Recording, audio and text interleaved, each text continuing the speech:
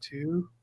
All right, all right. Welcome back to Modern Day Alchemists. I'm Joseph MoJOE McCarthy, and as always, here with my compadres and partners in crime, D. Grant Smith and Kristen Brown, talking about EVPs. No, wait, that was a different conversation. We're here to talk about something completely different.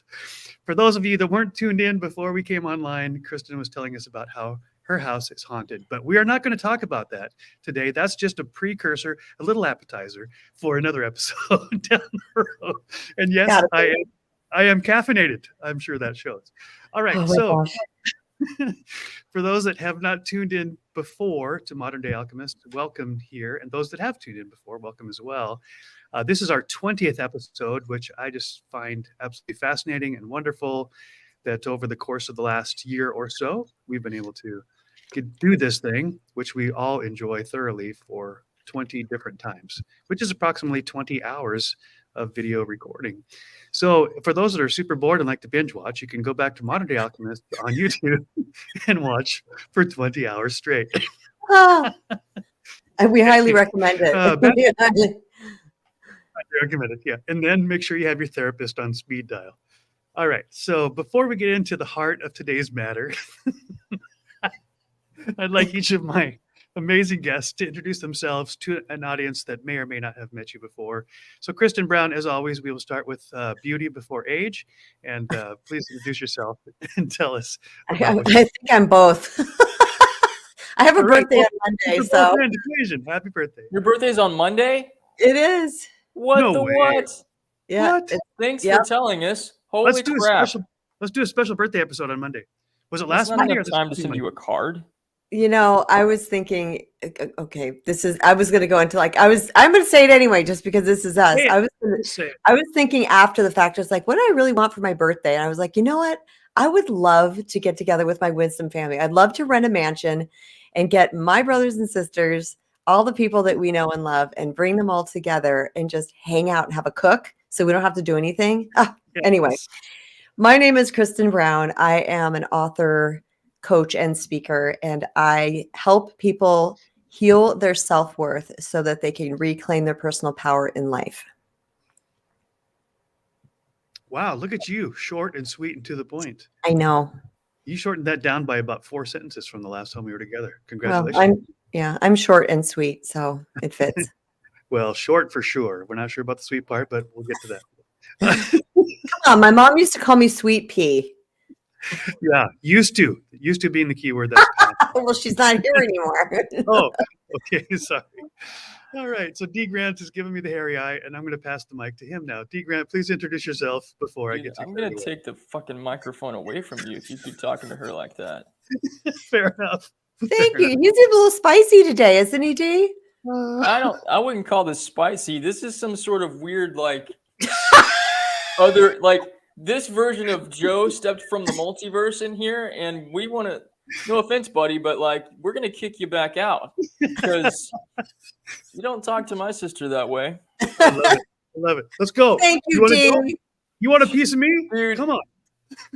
Trust me, you don't want to go there. Well, you're right. I don't. You've been trained. He knows how to box. He knows how to box, Joseph. Right. He's been trained. I have no idea what I'm doing. So I'm sure I hit like a girl, though. Wait, that might be a good thing. So we stand a chance. D. I wouldn't mess with Kristen. She's pretty badass. She's held her own against some pretty fierce crap in life. No kidding. Yeah. And brothers. Yeah.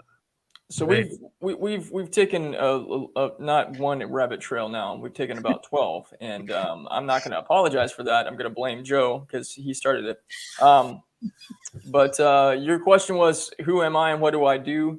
I help people grow into the version of love that your soul came here to embody. All of us came here to embody a version, a part of love, or various parts of love. That's who we are. We're all divine love. And our individual DNA is a collection of these different forms of love in different capacities. And that's what we're here to do. I call this practice growth farming because it is planting and growing and cultivating love from within. And that is what we produce with our lives. And I use the power of storytelling to illustrate how to do this. So that's what I'm all about. What about you, Joseph? Oh, he's frozen. Ooh, ditto. He looks like Jinx. C-3PO. That's what I meant to say. Jinx. Am I back? Am I live? Yes. Give us your Can you introduction, guys hear me? brother. Okay. Yes. All right. All right. My name is Joseph MoJOE McCarthy, and I, as I said, I am caffeinated, although that might not be necessary to say out loud because it's rather obvious today. But I think my specialty, I do know that my specialty is internet connections. Am I there? Why is my, okay, glitching. My specialty is the intersection and the integration of self, spirituality, and leadership. Tell me if that came through. Could you hear Yes. that? Yes. All right.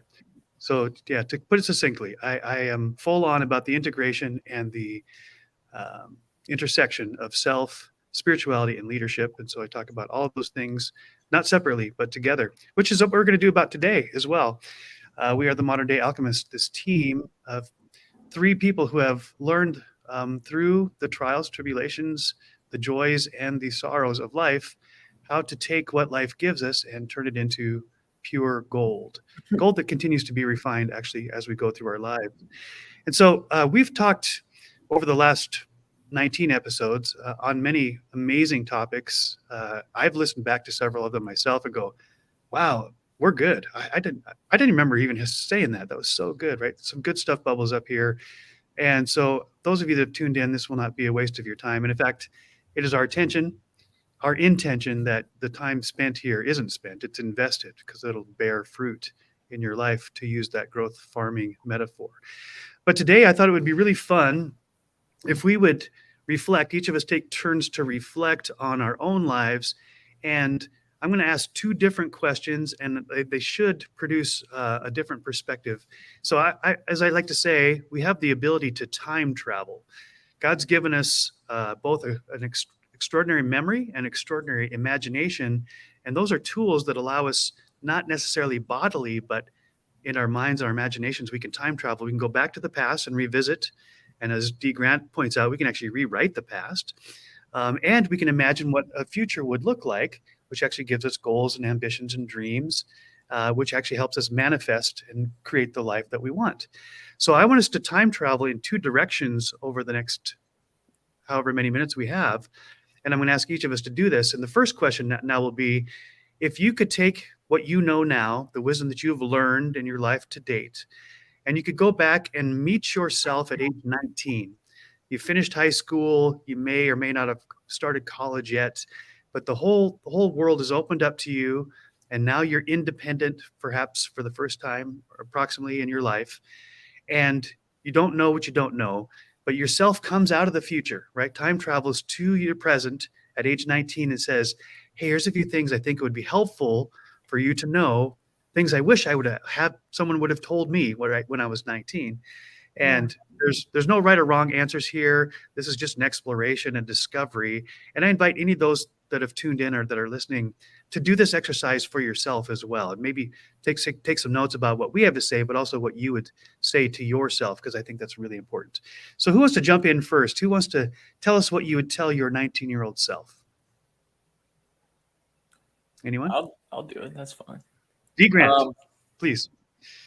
So I've actually had thoughts and kind of imaginations about this exact same thing not that long ago. And so a piece of this is kind of like looking at inner child healing, except it's not necessarily the little kid child that we typically think of when we think of inner child healing, but like there's an inner 13-year-old and especially inner 15-year-old version of me that still comes to the surface. And I remember that guy. He was pissed all the time. And he was even more pissed that everybody in my family would point out how angry I looked all the time. Why don't you smile more? You always got a scowl on your face. Why are you you need to smile more? Why don't you smile more? And I'm like, don't you guys understand that life sucks? Don't you understand that I go to school every day and get treated like shit by everybody? Don't you understand that, like, no matter what I do, it's not good enough? And even now, even me just sitting here is not good enough. You want me to smile? Like, 19-year-old version of me wasn't all that different. just a little bit older, and still feeling all of that frustration and that tension and that insecurity and wanting so much to be liked, let alone loved, let alone accepted. What do I have to do to prove myself to these people? Mm-hmm. So I would come to 19-year-old me, I would put my arm around that homeboy and be like, hey, dude, let's go for a walk. And I don't know that I would necessarily say, hey, dude, I'm you from the future. Fast forward in time, 29 years, no, 22 years. But I would definitely just be like, hey, man, I understand where you're coming from. I know exactly what it is that you're feeling, and you're not wrong for wanting these things. And you're not wrong for being angry. And you're not wrong for being frustrated, and you're not wrong for being upset. But I'll tell you what the cause of all of this pain is, and maybe it will help you, and maybe it will save you from experiencing something later in your life that I experienced. Gut-wrenching heartbreak. And thinking that when you get married, that's going to be the answer to having to not deal with rejection or somebody walking out the door on you. No, my friend. Actually, the thing that causes all of that is you not loving yourself. So you don't know how to do that because nobody ever taught you how to do that. And the idea of even loving yourself was something that in our household and family was considered not only taboo, but a little bit like witchcraft. Because we were so crazy in some nutsoid religiosity that we couldn't love ourselves. We were taught love your neighbor as yourself, but we kind of erased the as yourself part and just love your neighbor, love God, love your neighbor. Put yourself in last place. Be dysfunctional as hell. Literally. Yeah. So here's what I want you to do, Dave. That was me at 19. Dave, I want you to learn how to love yourself. I want you to tell yourself every day, whether you look at yourself in the mirror or you talk to yourself in the shower, on the drive to work, or you write it down, or you create your own little radio show, because that's what I did back then, where you are the subject and you are the hero and you are the man, and you tell yourself all the things that you wish somebody else told you, and you say it with passion, and you say it with faith and with confidence, and you give yourself all the things that you want the world to give you. Start that now, and don't rely on or lean on or become attached to somebody else having to give it to you in order for you to believe it to be true for yourself. If you can do just that one thing, I promise you, your life will be amazing. Because I didn't figure this crap out until I was 38. So if you want to wait another, 20-something years to figure this out, be my guest. But you don't have to. You can start now. That's what I would do. Beautiful. I love that. I got so wrapped up in Dee's story that I was like, oh my gosh, let me just write down some notes real quick about what I'm going to say so that I don't forget what I'm going to say. This is one of my favorite things. I love doing this. And I love the next question that's going to come as well. One of the first things I would say to her, to little 19-year-old Kristen, is I would tell her that she doesn't have to audition for anybody. She doesn't have to shift and morph and change to try to get somebody to like her, or at least into the version that she thinks they're going to like, because we never really know what someone wants. But we feel like if we observe other people and we try to be like that, then we're going to fit in and we're going to be liked. So instead of vying for the idea that I need to win somebody else through selling myself, and I don't mean sexually selling myself, I mean just selling myself, being that thing that I thought I was supposed to be, and just sit back and observe those around me. And instead of trying to find worthiness in their space, to discern whether others were worthy of my space. was this a person that is showing themselves to me as a worthy individual and somebody who is going to equally and reciprocally treat me with the kindness, love, loyalty, respect, generosity, all the things that I give, if they're going to reciprocally do that to me. And to just pay more attention to the people that I thought were going to make me feel worthy and better, and watch them and say, is that someone that truly deserves to be around me? But the bottom line, as always is, and Dee said it too, is I would say to her, look at all the magic that you are. Look at this amazing bright light that you are. All of these people who have tried to put out your light, who have tried to make you feel bad about who you are people who are scared of their own light. And they don't want you to shine because you're shining light on their cobwebs.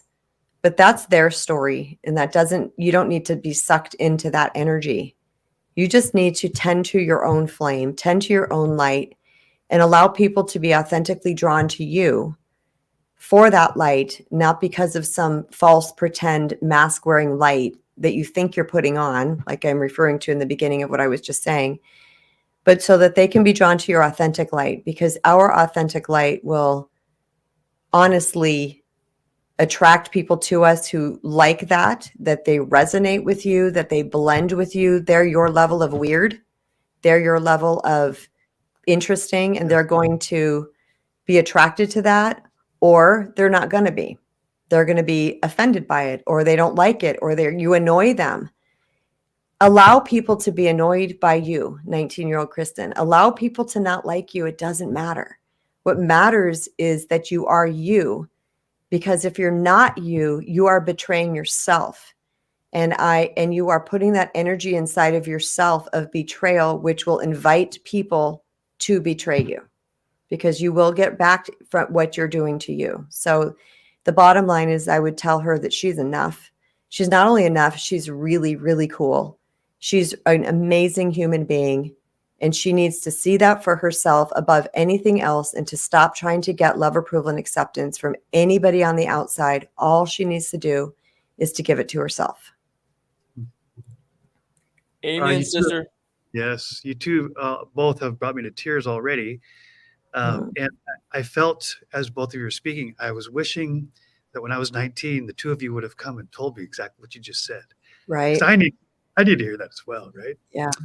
So I look back at my 19-year-old self, and now what I know is what I would tell Joe, that a couple of things. One is this epiphany that I shared with Kristen not long after it happened, like the day or two after. And that is this, that Joe, your self-worth, right? Your value is neither dependent on nor determined by anybody else's opinion of you or anybody else's approval of you.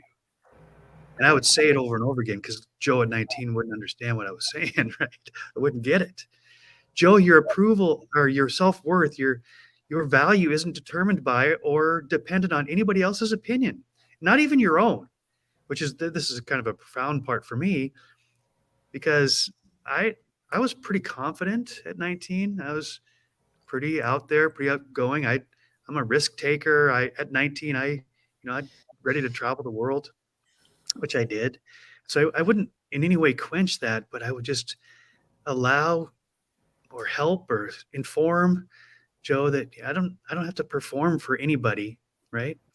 I didn't even have to approve of myself, because there is a creator who is love, who couldn't love me any more or any less at any time. Not for what I've done, but because I am, right? Not because of what I do. Oh, I'm gonna choke up. So I love it. That's one thing for sure I would tell him. And I would also say that, hey, Joe, I know you think that somehow you've escaped any damage from the trauma that you endured at 15, that, you just brushed that off and said, you were stronger than that, and it had no effect on you, but it did, and it does. And you are broken inside, and don't deny that, and don't put it off. Go get the help you need now. Otherwise, you're going to be crippled internally for the next 40 years until you realize that you need some help. and it's okay. It's okay to need help, right? And I think if Joe at 19 would have listened to those words and the words that two of you have shared, life would have been quite different than it was. And I want to say clearly, and I think I can speak for Kristen and D. Grant as well. We're not saying we wish our lives were different. We're just saying there's things that we've learned along the way that it's wisdom that we can share with our younger selves, as D. Grant points out so clearly and powerfully in his stories. Actually, by me saying this out loud, I am speaking to my 19-year-old self, right? In this moment, I'm time traveling. I'm time traveling to my inner child. And like D. Grant said, not the little one, but the teenager. And I'm saying to myself at 19, hey, guess what? Here's what you can't see yet. And I want to open your eyes to see that so that you can live differently, which means that from this moment on, I can live differently because of what Kristen has said and what D. Grant has said and what I've said, if I accept it and choose to act upon it. Powerful, powerful stuff. And I highly recommend to anybody who's listening to do this for yourself as well. And just be open, be honest, without judgment, right? The things you say, it's not a judgment on who you were at 19. It's just an opportunity to inform that budding adult inside of you that's about to go independent. Hey, here's some things you might want to keep in mind. I know I'm you, right? I learned this along the way. Love that. He's frozen a little bit. So until you come back, Joe, I'm just going to say, let's have a group hug. Let's have a group hug. Yay. There you go. We'll group hug each other. So good. So good. Yeah. All right. So we're going to make a shift here. Now, this is a really interesting question that I haven't thought of as often, but this came to me. I'm in an email chain called Heroic, Hero. Oh, you're cutting out, Joseph. Can you hear us? Are we having connection issues, or are we okay? Yeah, you're frozen. There you go. You're back. Okay. All right. So, so this was in this email chain I'm in. If you go to heroic.com, HEROIC.com, you'll find, if someone type that in the comments for me and put it up, heroic.com has lots of really great wisdom from the Stoics, wisdom of the ages, and then put into a modern context. And I'm really fascinated by that. But Johnson, I can't think of his first name, Dwayne, maybe? No, not Dwayne, that's The Rock, different Johnson. This guy with his last name Johnson, who runs heroic.com, who established it, was talking about the power of taking your time travel machine that's built inside of you, that's your imagination, and travel to the future that you, as if you were at age 89 or 98, you haven't died yet, but you know the time on the planet is coming. And imagine all the things that you have learned between now and the end of your life. And now turn around and have that person, that end of your earthly life person, give you some nuggets of wisdom for today, right? So now we're future tripping, and we're going to speak backwards to who we are in this moment. So this takes a different level of imagination because we don't know, but it's a really great exercise. I really love this. So let's go in reverse order. We'll start with you, Kristen. If you were 89 or 98 and you're looking back and you can talk to your current day, Kristen, who you are in this moment, what would you imagine that person who is you would tell you now? She would say, trust me, everything works out. It all works out. Just relax. Just have fun. Just be peaceful. Focus on keeping your energy high, being love in the world, and it's all going to work out. Wow, that's good. All right. D. Grant, how about you? And your end of life, D. Grant, end of earthly life, is speaking to D. Grant right now. What's he going to say? Well, I've talked to my future selves numerous times. Super chill dude. Always got a big smile on his face. Kind of like me. But 98-year-old me, I think he just says, hey man, you got this. There's no point stressing about a damn thing. You got this. awesome. Yeah. That's so good, right? Look how more simple it is, right? It's Yeah. so much more simple than what we talked about. No wordiness, no like, hey, let me explain to you. Make sure that you get this part right. Like, and I was gonna say that too. Like, even in like thinking about this from like Back to the Future, or now thanks to Avengers Endgame, which totally erased everybody's concept of how time travel actually works because of all that stuff. But the idea of going back and meeting your former self and like not being able to have some sort of conversation because you might give away secrets of whatever, Right. man, I would not go back and tell my younger version of myself in any capacity, any year, whatever, hey man, make sure you don't do this. Hey man, make sure you do this. I would never give specifics about anything because I needed to have those life lessons. I needed to have those experiences where things went to shit. I needed to have those experiences where things were awesome and better than I hoped that they could be. I needed to have those experiences because the experiences are what taught. The experiences are what like led to the evolution and led to the transformation and led to the awakenings. Take that away, and I'm taking away part of myself. I'm going to still be that old version of me without having been through the revolutionary process. And in no way, shape, or form. And so that's why I believe like my future self's not going to tell me anything that I need to be aware of. Not going to say like, hey, dude, when you're 50, you're gonna face something that's really gonna rock your world. So be ready for it. No, he's not going to say that. He's going to just be like, you got it, dude. Believe in yourself. I do. I like that. Yep. Love it. So good. What you just said, D. Grant, before I give my answer to this question, reminds me of a Star Trek episode, Enterprise. Jean-Luc Picard is the captain of the ship, and a time traveler comes on the ship. And of course, they're having this major ethical dilemma. A planet is devolving, it's about to implode, and the captain is like, what am I supposed to do? Because if I do this one thing, then everybody dies. If I do this other thing, maybe we die. I don't know what the right thing is. And I've got a time traveler here in the room with me. So tell me what decision I made and if it was the right one. And the time traveler, very wise, he says, you really want me to tell you that? And this is the short version of an hour episode. You really want me to tell you what to do? And Jean-Luc Picard says, yes, because lives are hanging in the balance. This is really important. If I make the wrong decision, we're all going to die or they're all going to die. And I don't want to do the wrong decision, right? And the drama is building and I'm feeling it, right? And towards the very end of the episode, the time traveler is about ready to reveal what Jean-Luc Picard had decided so that he would know what to do. And Jean-Luc Picard, at that point, because of all this happens in the episode, he stops the guy and he says, don't tell me.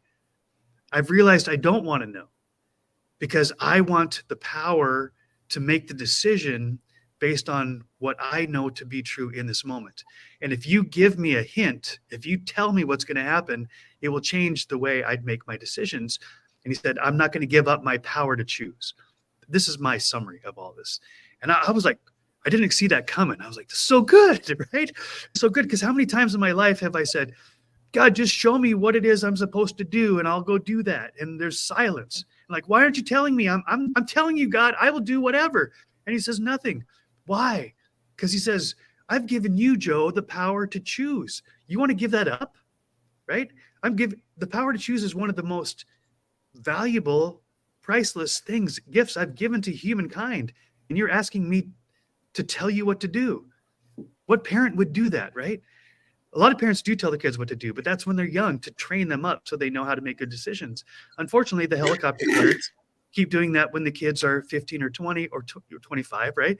So here I am working at a college, and we recently had a new student orientation where the families come in with their freshmen and they're handing them off their precious cargo to the care of the college.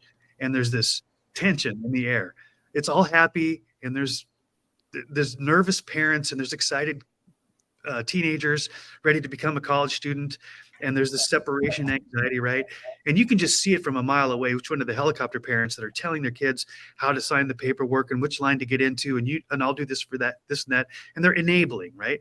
This goes to my acronym on love, where the E in love can stand for equip, empower, but it can't stand for enable, because love doesn't enable. And we get that confused as parents a lot, right? But I realize that if I'm talking to my 19-year-old daughter who's now 16, I don't want to tell her exactly what to do with her life. I want her to explore and discover and learn from her mistakes as much as she learns from her successes, right? So perhaps I'm answering the question even inadvertently, is that my 89 or 98-year-old self is going to come back to me in this moment and say, Joe, do you want me to tell you exactly what to do? And I'm going to say, no, please don't. Don't tell me exactly what to do, right? And he says, good choice. You're getting smarter. You're getting wiser in your old age of 57. By the way, you got a lot of life ahead of you, and there's no rush, right? There's no hurry. And every moment in your life has infinite possibilities. So every choice that you make, Joe, will end up with me who's talking to you right now. But it's not because you followed a pre-described or prescribed path. It's because in every moment you made decisions based on the knowledge and the information and the intuition and the, all the things that you are. And then guess what? You gained more information, so you made a better decision in the next step. And my older self would say, and that's the joy of life. That's the discovery of life. So continue to embrace the unknown. Quit trying to get the answers before they come to you, but let the answers reveal themselves, right? You and I, the three of us have talked a lot about let go and let God, right? So stop trying to define your future. Let your future define you by the choices that you make. And I can't help but think of Viktor Frankl. I bring him up a lot because he's so profound. He wrote the book Man's Search for Meaning. And he says that in the tiny space between, in the tiny space between impetus and response, and that's not the right word. What's the opposite of response? In the tiny space between cause and effect, right this way, is a tiny space wherein we get to choose, right? And the journey of life is widening that tiny space between cause and effect so that we make better and better decisions rather than impulsive decisions. We make informed decisions, intuitive decisions, right? And that's a power that we have, so that rather than running away from uncertainty and wanting the certainty of what's going to happen next, embrace the uncertainty as an adventure, as a discovery. And sometimes the storms are going to be awful, right? But I got to tell you, the captain of the ship kind of revels in the storms. Here's a chance to test my mettle. Do I really know what to do with the sails? Do I know how to tell the crew what to do? And when you get through that storm, you're going to have these great stories to tell. Can you believe we survived that one? That was the perfect storm. And yet we survived it. And you're going to sit around the table with your children and your grandchildren and say, remember the time when and then you just have these great stories to tell. So let the stories unfold and embrace the uncertainty as the power to create the life. It won't always turn out the way you expect, but it'll turn out the way it's supposed to. Kristen? This is reminding me that it's not, if we really think about it, it's not actually reaching the goal that makes us happy. Right. It's not the actual goal. It's that time spent going towards the goal. It's the shifting, it's the morphing, it's the healing, it's stepping into our whole self. It's letting those disempowered pieces and unworthy pieces of ourselves fall away and filled with love of self. That's the fun. Someone once said this, and I loved it. They said that it's not Christmas Day that everybody enjoys about the holiday season. It's all those weeks up to the holiday season. Right. It's the lights. It's all the things that are happening. It's the joy in the air. It's the smells. It's all those things. So when we can look at our life in that way, like these goals that we're going towards, and we're thinking, I'm going to be happy when I get there. The key is really to be happy now, because this is what you're going to remember. Yes. Right? We're not going to remember, oh, the day I got the job, or the day I got, like, it's all the wins along the way. It's all the overcoming I hate the word failure, so I don't want to use it, but all the things that didn't work. Yeah. It's overcoming all that stuff and the striving and morphing. And because I'm finding I'm by far not even at my goals of things. I don't even like the word goals, to be honest with you, but the things that I would like to experience in life. But do you know how much fun I'm having learning new ways to edit my videos. I mean, you don't have to ask me to get up in the morning. I'm like, ooh, I get to go find a new way to edit my video. This is exciting to me. Doing a new thumbnail. What's a new topic idea? What's a new opt-in I can like? This is fun to me. And the business goals that I'm getting to, yeah, that's going to come, but I want to enjoy right now. Same thing with my children, just watching them. Like last night, they're like, we're coming over. They live 40 minutes from me. I'm like, okay, they're just coming up. And I'm just sitting in this. I'm like, this is life. This is living. This is it. This is relaxing into the now and not future tripping, not thinking life is going to get great when, because we're not going to remember the when. We're going to remember all the stuff that led up to the when. Mm-hmm. So there's actually brain science behind what you're saying, Kristen, in the anticipation. In the anticipation of a desire, of a goal, your brain releases endorphins, chemicals that make you feel excited, right? Anticipatory endorphins. There's a physical response going on in your brain. That's why oftentimes you'll get to, for me, I could always dreamed of going to Hawaii. I grew up in Montana, so the idea of getting to Hawaii was like paradise on earth, right? And not ironically, my first job out of college was an internship at Honolulu First Assembly of God Church in Hawaii. I'm moving to Hawaii. I'm going to live there with the pastor of the church. And so I arrive, and Hawaii was beautiful, but it in no way lived up to the imagination that I'd created, right? So for all of these months, like, Hawaii is going to be awesome. It's going to be paradise. It's going to be idyllic. It's going to be perfect. And I got all these great endorphins flowing through my body. I'm so excited for months. And I get there, and it's good, but it doesn't live up to my expectations. And there's a lot of lessons I pull out of that. But one is exactly what you're talking about, that the anticipation and the enjoyment isn't in reaching the goal. So another metaphor before I pass this off to D. Grant, and that is, on a roller coaster, the enjoyment isn't when you get off the ride, right? The enjoyment is in the ride. Yes. Right? You don't get on a roller coaster and then you step through the car and get off the other deck and say, that was sweet. No, you get in the car and you go, ah! And you scream your head off, and you got drool and you're peeing your pants and whatever. And then you get off the ride and you can barely walk and you go, that was awesome. Right? But you don't stand on the other side of the tracks before you were on the ride and say, that was awesome, because it wasn't. There was nothing happened. The awesomeness is the ride, not getting off the platform on the other side. Okay, D. Grant, please jump in.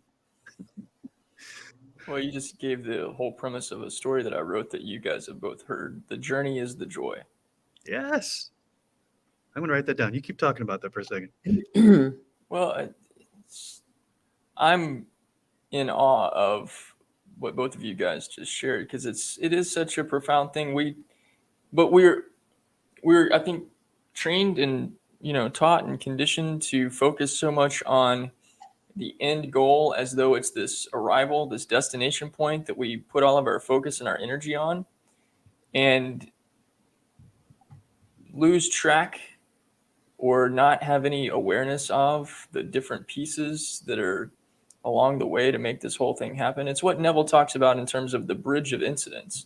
Now, he also talks about, like, think of the end. The end is where you begin, and you in your imagination, that's where your imagination is focused. But you're going to experience a bridge of incidents that's going to lead you from where you are to where it is that you want to go. And the bridge of incidents is not anything that you consciously are creating. That's the God force coming into play. This is what you want. Okay, well, let me rearrange the pieces on the board so that's what it is that you get to. And I've been in this process all year long of feeling like my game board has been not just rearranged, but the board has been lifted up. All the pieces have been dumped off. Right.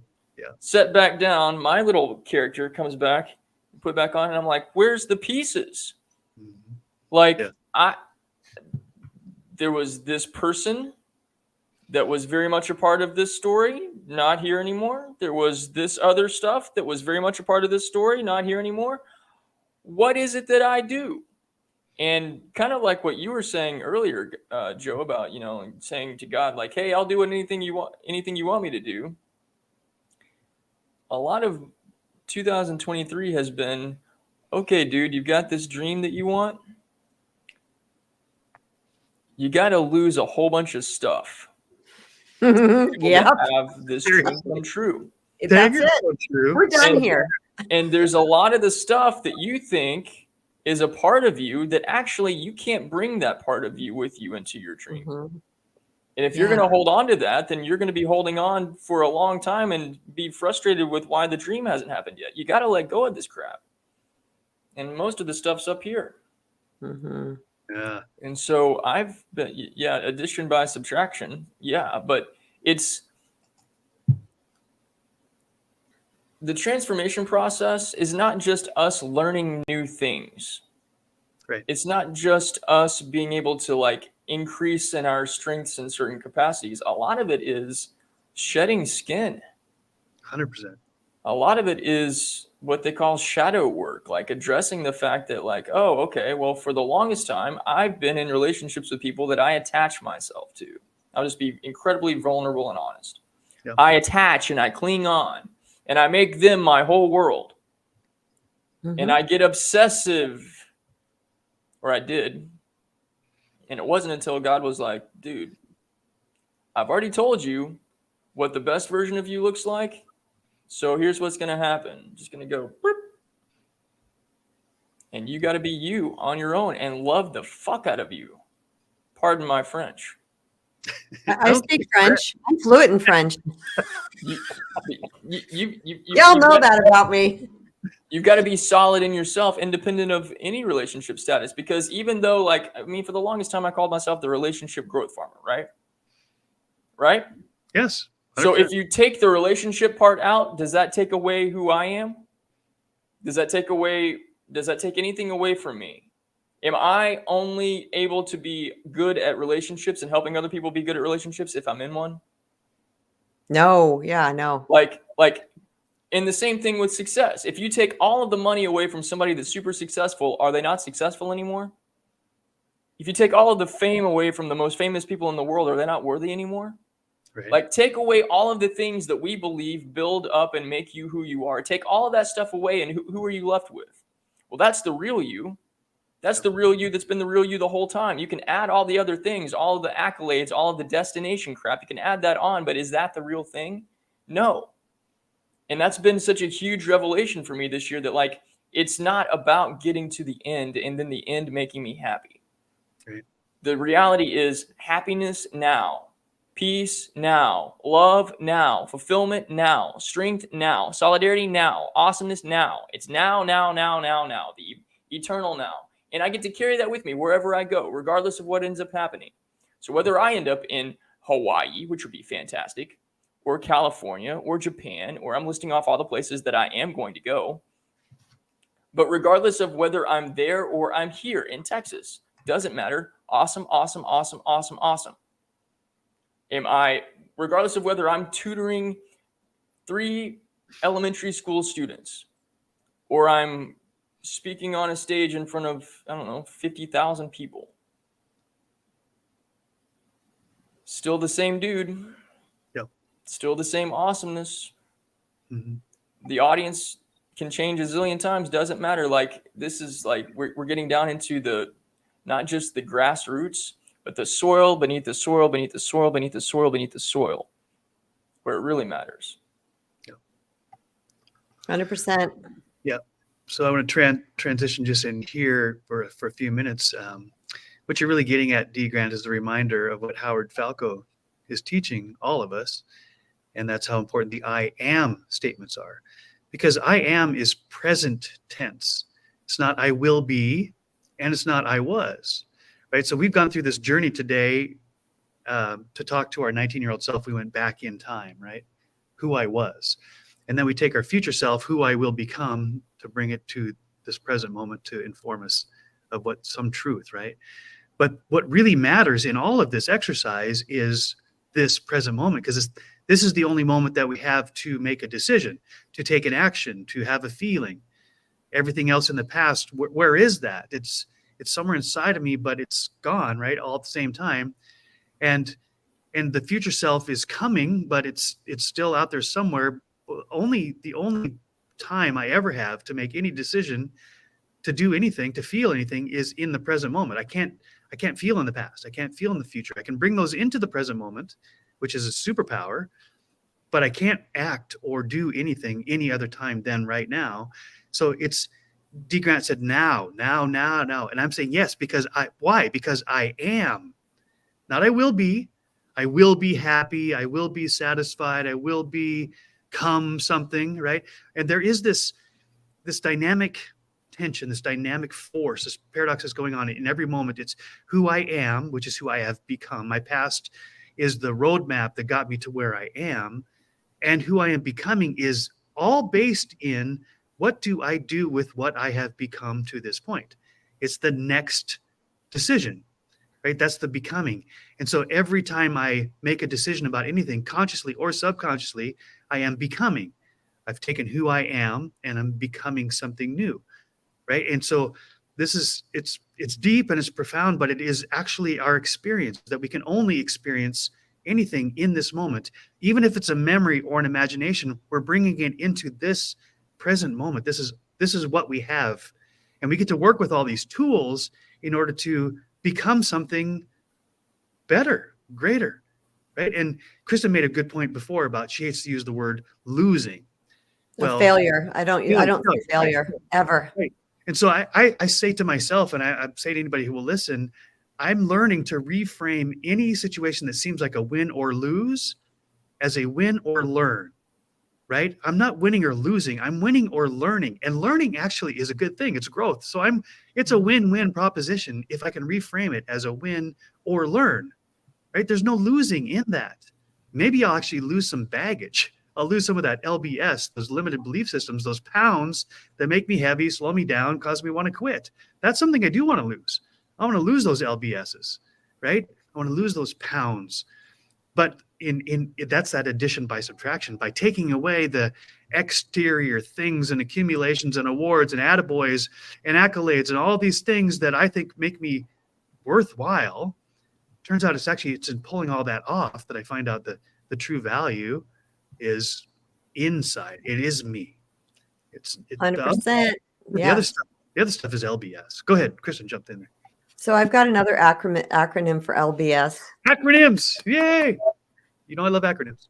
Little bullshit. We're letting go of the little bullshit. Yes. Right? That's what it is. I just want to jump up on the failure train for just a second. I want to share this because I feel like it might be helpful to someone. Is that my whole life, never in my life have I ever once thought I was a failure. Not even when I got divorced. I just saw it as I did the best I could and it didn't work out. I literally saw it like that. No one told me. I never talked about failure. I wasn't reading things about failure until social media and building a business comes on and people start saying, you're going to fail. You're going to fail. You're going to fail. You're going to fail 1,000 times. You're going to fail. And I was like, I'm going to fail? Yeah. It was the first time I'd ever heard of failing. I never even brought that into my awareness. And then I thought long and hard about this idea. I think you and I have had this conversation actually privately at some point in the past 18 months or so. And I thought, what do I do? Because I obviously don't get it right the first time every time. And I asked myself, what do you do, Kristen? And what I honestly do, this is completely organic. My brain says, oh, that didn't work. So let me try something else. But I never saw things as failing, because to me, failing is you're at the bottom. That's it. You're done. That's the absolute failure. Is you're done. You give up. You're never going to do it again. But even is that a failure? Because that might just be you close that door because another door was supposed to open. So I'm not trying to change anybody's thoughts on failure or anything. I'm just saying what organically worked for me was that I never even had that word in my language. And it wasn't epic failure, the jokings of things like, oh, epic fail. Those things were kind of fun. But I never looked at it that way. I looked at it as that particular thing didn't work. And that's part of our our spiritual evolution in a human body, is to try new things and to work new things and to adjust ourselves. But most importantly, to begin really, truly accepting, loving, honoring, forgiving, giving grace to ourselves. That's when we quite literally will start shifting into that better version of ourselves that we don't want to say better, just the growth version, the expanded version. Because if we're living in a small, limited version of ourselves, that's what organically expands us. Like that's the work to be done. So that's what I have to say about that. I just don't really attach to the word failure. Yeah, so good. So I made a video not long ago, and I made the point that when we learn to walk, we're actually learning how to control a series of falls. Walking, in essence, is a controlled series of falls. When you walk, you have to lean forward and pick one foot up so that gravity will pull you forward. And it doesn't feel like it when you're good at it, but you're actually falling forward and you're catching yourself with the other foot, and then you're doing it over and over again. But if you can remember back when you were a child, and most of us can't remember learning to walk because we're too young, but I've got 2 kids, and so I've been through this, right? Kristen, you got kids, and you know this, that when the kid's learning to walk, it's scary to them at first because they're afraid they're going to fall, they're going to hurt themselves. They've never done it before. And so they hang onto the furniture and they grab my fingers, right? They reach up and grab my fingers as I stand behind them to give them balance and stability. And they're learning how to find that balance and how to put one foot in front of the other. And eventually, in their time, not mine, right? In their time, they start to loosen their grip on my fingers. And then suddenly they realize, hey, guess what? I can stand up on my own. And that's all it is at first. It's just standing. And we all celebrate. Woo, did you get that on video? Send that to grandma. She's standing by herself. And then she takes a step and then she falls. But as a parent, do I say, oh, I guess walking isn't for you. You didn't do it right the first time. No, ridiculous. I go over there and I kiss her boo-boos and I give her a hug. You got this, right? And I pick her back up and hang on to my fingers. And she tries again. And eventually she's kind of walking with her hands around my fingers, but not really holding on that tight. And pretty soon she's like, I got this. And then she's running across the room, right? And that's when parents go, what have I done? I wish I hadn't taught my kid to walk. So now I can't keep up with them, right? But I got to tell you, and I've told you guys this before, I can't help but view my Heavenly Father in this same respect, right? Where I'm the little kid learning how to walk. And at first I'm scared as hell, right? I'm scared of hell, literally. I'm scared of hell. And so I am hanging on for dear life. God, I don't want to let go. I got to have this grip. Oh, no, never let go. It's a song that I sang right in church. Never let go. But really, it's not about me letting go of God. It's about knowing that he'll never let go of me. But it's not that he's forcing me to do anything. In fact, when I let go of his fingers and do it on my own, he's like, whoa, I knew you got this. I knew you had that. You go. And then you go from crawling to walking to skipping and hopping and running. Pretty soon you're setting world records, and then you're like, okay, this is great. How do I fly, right? And maybe that's where we go when we evolve off this earth. We've started at crawling, and now we're flying. And there's people on their way to Mars, or who knows what's going to happen. But all that to say, you didn't come out of the womb and say, I'm Elon Musk, and I'm going to Mars tomorrow, right? He had to learn how to walk just like the rest of us. So it's amazing to me how easily we forget. Right? And maybe this is why this exercise today is so important, because it's so easy for us to forget how far we've come. And so I like to say our roadmap, as we look in the rearview mirror, it shows us how we got here and the scars that we bear in our bodies, in our hearts, in our spirits. It's just the roadmap to show how did we navigate life to this point. And by the way, no matter how bad it was and how broken we were, we survived. Everything that you've faced in your life, if you're listening to this right now, you have survived it. So you are an overcomer. You're a champion. You made it, right? But here's the important part. It's all important. Here's another important part, that your roadmap in the past doesn't determine where you go in the future, right? So imagine the heavens with all the stars, and somebody along the line says, if we connect this star with that star, it creates a Sagittarius, and this one creates Orion's belt, and then they create these constellations. And so I stand out there in my yard going, where's Orion's belt, and where's the Sagittarius, and I can't figure, where's the North Star? Right? I've done this my whole life. I never could figure out constellations. But guess what? The exact same stars can draw any picture you want. You connect them in any pattern you want. You can make Snoopy, right? You can make superheroes. You can do whatever you want, because the dots don't have lines between them, so that we can create the lines. And that's why moving forward, we don't know what's going to happen. We can't predict what's going to happen because there's any possibility. The stars are out there, the dots are out there, but we decide how we connect them. And that becomes the roadmap to where we're going next, right? But we don't know that in the future. We only know that in the rearview mirror. And that's okay. That's by design. All right, I'm going to pause here. We got about 6 minutes, and so I'd like a final statement, a kind of a summary or a thought to leave people with before we jump out? Kristen, I see your anticipatory face there. You ready to go? Oh, I can't hear you. Kristen, you're muted. I said, okay, I had one thought, and then you kind of switch gears. I'm like, okay, don't think about that. Think about this. Okay, my final thought is that God, the superpower of the universe, does not look at us as failures ever. That's not even a thing. Like we can't fail. We just can't. God sees us as ever evolving, imperfect beings. So the key to me is really about giving yourself grace. You know, Joseph and I, we talk about grace a lot, giving ourselves grace on this journey to just be exactly where we're at this time. Over and over again, I can't stress that enough. Just give yourself grace that you're exactly where you're supposed to be. Everything is working out for you. All you have to do is put one step in front of the other, show up to each day and do your best to manage your energy, your vibe, your happiness, and be really groundly rooted in what Dr. Joe Dispenza calls the generous present moment. Because in that generous present moment is where we can create, like you talked about Howard Falco with I am, right? Whatever we're declaring I am, whatever is after that statement is what will come to pass. Right. So in any generous moment, that is, we're not in the future. We're not in the past. We're just right where we are, where everything is so delicious and so delectable. And we get to choose. And that's my favorite word. One of my favorite words is the word choice and choose.